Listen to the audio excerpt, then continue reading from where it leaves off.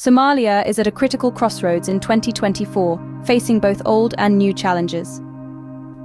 The battle against al-Shabaab, the government's campaign against al-Shabaab, the Islamist insurgency that has plagued the country since 2007, has been faltering despite significant advances made in the latter half of 2022.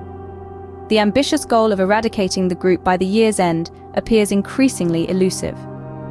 The African Union Transition Mission in Somalia, which has been supplementing the government's efforts, is set to conclude in December, leaving a void that a potential multilateral follow-on force might fill. Rising tensions.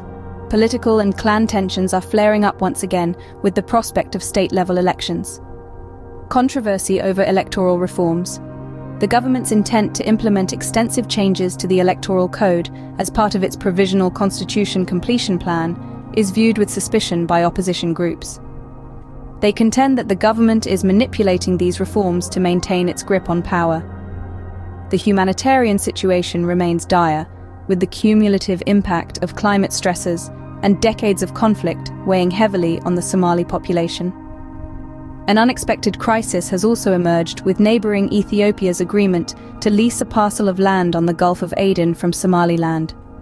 A move that Mogadishu, who rejects Somaliland's 1991 independence declaration, strongly opposes. Furthermore, make sure to hit like button, comment your thoughts about Somalia challenges and share this video with friends. Moving on. As we ushered in 2024, Somalia was celebrating a series of significant victories on the international front. In late 2023, Mogadishu successfully lobbied for the lifting of an arms embargo by the UN Security Council, an embargo that had been in place since 1992. Additionally, the country successfully navigated a debt relief program backed by the International Monetary Fund, cutting its external debt from being nearly 2/3 of the GDP in 2018 to a mere 6% in 2024. Furthermore, the East African Community welcomed Somalia as its 8th member, marking the beginning of an integration process aimed at dismantling economic barriers and fostering trade opportunities, even hinting at future visa-free travel possibilities.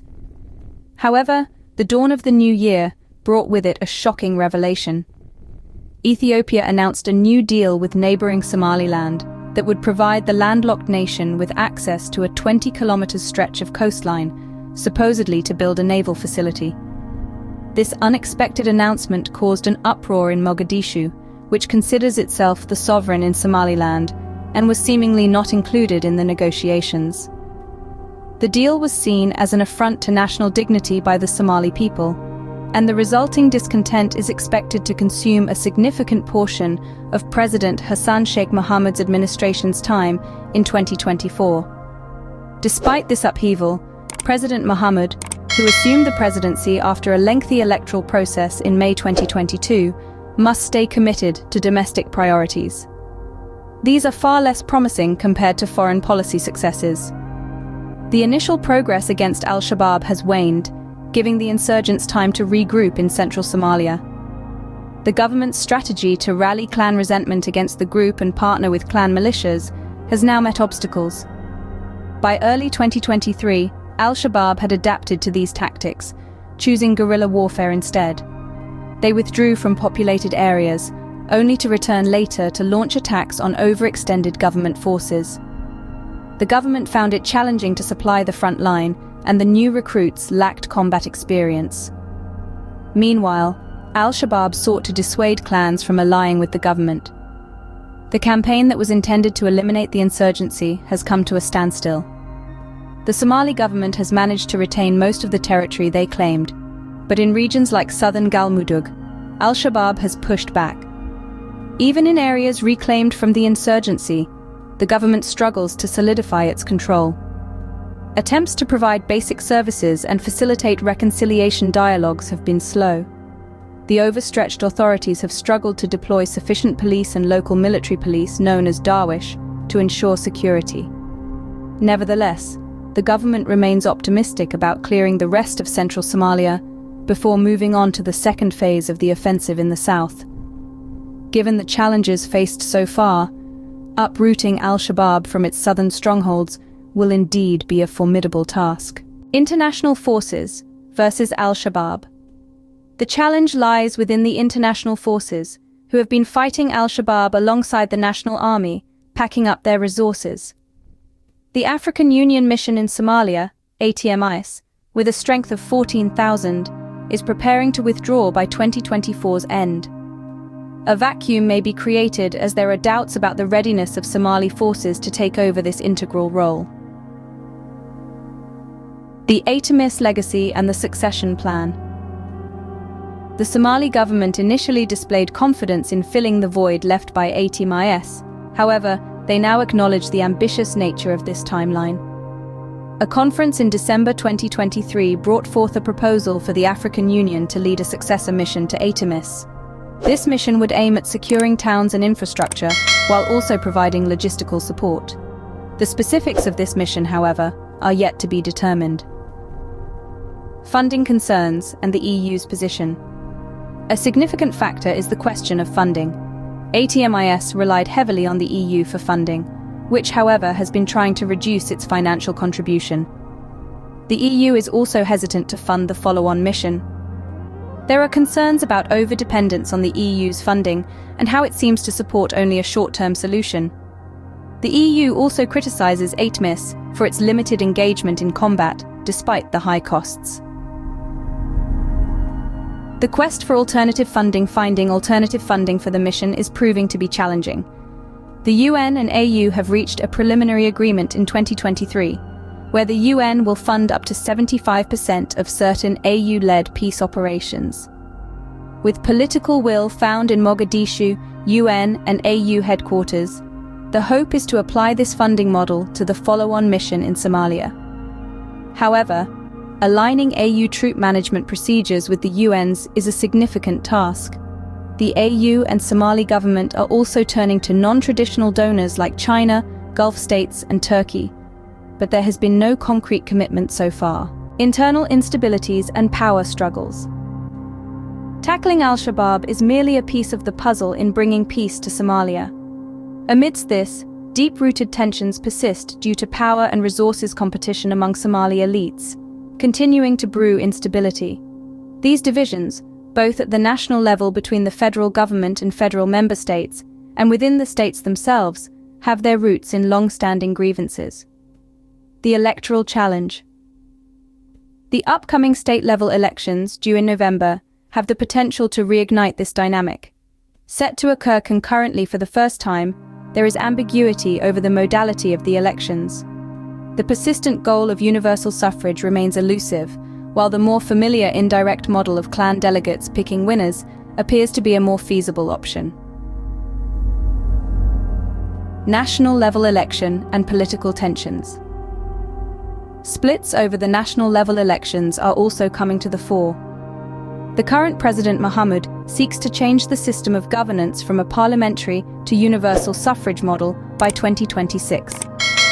This proposal faces significant opposition in the parliament and among the political opposition. The federal government and member states. The relationship between the federal government and federal member states is another area of concern. Under Mohammed, this relationship has seen some improvement, but it is still evolving. Reconciliation with Puntland. The recent conclusion of Puntland's elections, which took place in early January, might provide an opportunity for both sides to start afresh, although the incumbent managed to stay in power.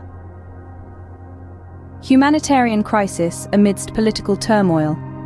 Lastly, the humanitarian situation in Somalia is alarming, with vulnerable groups, notably women, being the worst affected. The compound effect of previous crises continues to be felt while climate change exacerbates the situation. A visual chronicle of the enduring partnership between the European Union and Somalia sets the backdrop as an integral piece of Somalia's progress story. Cut to a graphic showing a whopping €4.3 billion investment by Brussels since 2007, with the primary focus on amplifying security. From this, switch to a visual representation highlighting that €2.6 billion has been released for ATMIS and its predecessor. Then, transition to footage of Brussels and Mogadishu, signifying their intermittent relationship, which warmed up after Mohammed was reinstated as president in May 2022, Hark back to his previous term from 2012 to 2017. Fast forward to May 2023, where the EU and Somalia unveiled a roadmap. Cue in a montage of their joint efforts planned out till 2025. Focus on a blueprint, representing the EU's tools and member states grouped in a unified structure, designed in harmony with the Somali government to underline shared goals. Break it down into three main areas of cooperation: inclusive politics and democratization, security and stabilization, and socio-economic growth. Pan to a caution sign denoting the successful execution of their joint roadmap hinges on steady security conditions in Somalia. Highlight the importance of international forces extending their tenure beyond 2024, now supported by the Somali government. Feature a scale balancing the EU financial support and the uncertain future of the UN's contributions. A close-up on the EU carefully scrutinizing the practicality of additional funding and the conditions under which it could assist a new mission. Zoom out to reveal a ticking clock, symbolizing the need for this decision to be made promptly while other funding sources, especially from the UN, are explored. Furthermore, showcase how the EU helps in fortifying the Somali security domain. Transition to visuals of increased funds flowing through the European Peace Facility, potentially boosting Somali forces' proficiency, particularly in equipment, logistics, and training. Cue in footage of European Union training mission and European Union capacity building mission, intensifying their mentoring and police training programs respectively, extending them to Darwish personnel. Encouraging reconciliation. Brussels is urged to support measures to resolve national and local grievances fueling conflict in Somalia. The EU is advised to persuade the Somali government to launch a comprehensive reconciliation project that transcends narrow, elite-based politics and sustains across presidential administrations. A crucial aspect of this would be grassroots conferences discussing local governance expectations, involving representation from women and vulnerable groups. Changing approach towards Al-Shabaab. The EU should also back a long-term strategy to combat Al-Shabaab, shifting away from the immediate goals President Mohammed has set. While the military-first tactic seems plausible, it's widely accepted that defeating Al-Shabaab entails more than just military action.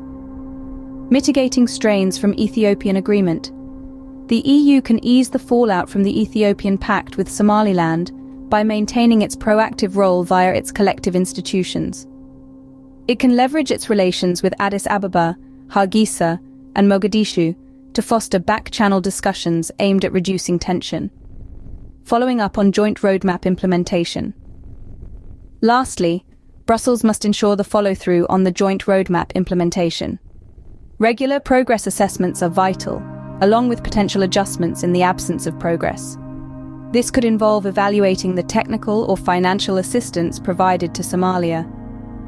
The Somali EU roadmap serves as a framework to keep things on track, with 2024 offering a significant opportunity to evaluate the approach. Thanks for watching. Make sure to hit like button, comment your thoughts and share with friends. See you in next video.